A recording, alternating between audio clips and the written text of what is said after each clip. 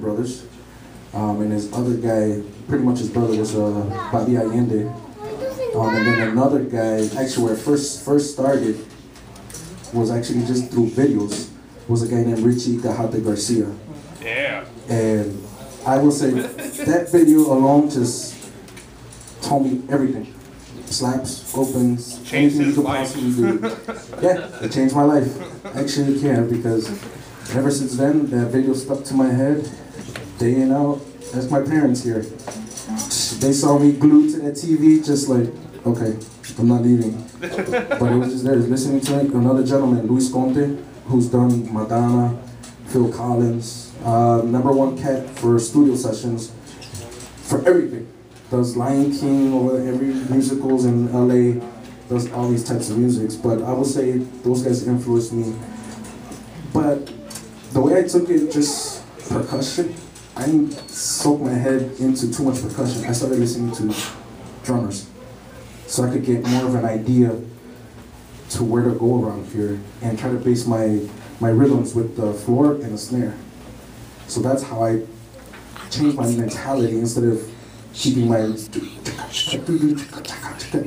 everything on the 2 and the 4, he's doing his on the 1 and the 3, or 2 and the 4 in that case. Sometimes that's where I change my mentality into doing other things. Listening to Dennis Chambers, Vinny Kalula, all these cats. So I'm listening to their rhythms actually made me do other rhythms here and not do too much Latin stuff here, but doing actually drum beats here. And doing the bass drum here, and then doing the snare here. And I could say be here.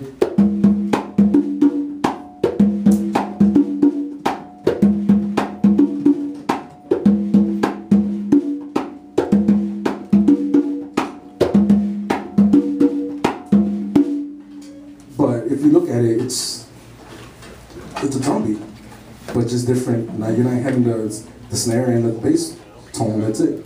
So it's just going to change the rhythms here. It's not a genius to do that. How do you know when to put your fills if you're playing with a drummer when you say filling? A filling? I would say... Yeah, for instance, like if you're playing, like you don't want to be on top of each other, so you can still sneak it, like how do you sneak it in? Actually, it's just pay attention.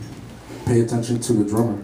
Because sometimes you're going to have a drummer just simple, and from the beginning to end, he's going to be simple. So you're going to be like, okay, he's not doing so much, so you're going to be like, okay, I could do something a little bit more. But then you're going to have a drummer coming in there, and he's going to be all over the place. So you're just going to be like, okay, take a step back and just be pocket for him. So you just got to understand who you're going to play with. And if you're going to have that drummer all over the place, hitting cymbals, and you can't do... Because you're going to leave the bass player by himself, keeping the groove, and it's going to be a train wreck. Forget it, and then the drummer's gonna be like, where am I at, where's he going? But I've had experiences with Joe, other guys in Chicago, with phenomenal drummers, and they're just playing, and you just feel it. And then once you get in this little groove here, you can just feel it where it goes. But my main thing is just pay attention to what everybody else is doing. You can't just be a Stu show, a Chris show, a Joe, and myself show, because if not, that's out the window. So we're a little group here, we put something together, and just pay attention to one another and see what he's doing. Because if he's going to do something here, hey Joe, if you could do me a regular pocket beat.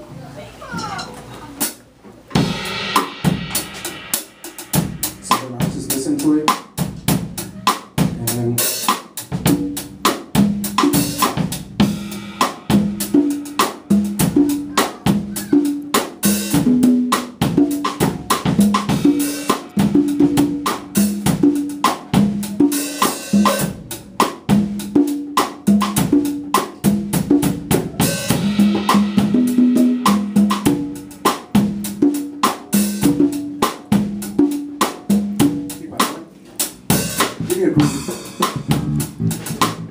so now I have to listen to 2 guys. So I'm gonna see when his skills are gonna be in here, and when his skills are gonna be in. So I can just, my job is to go in between them and making sure it's not a train.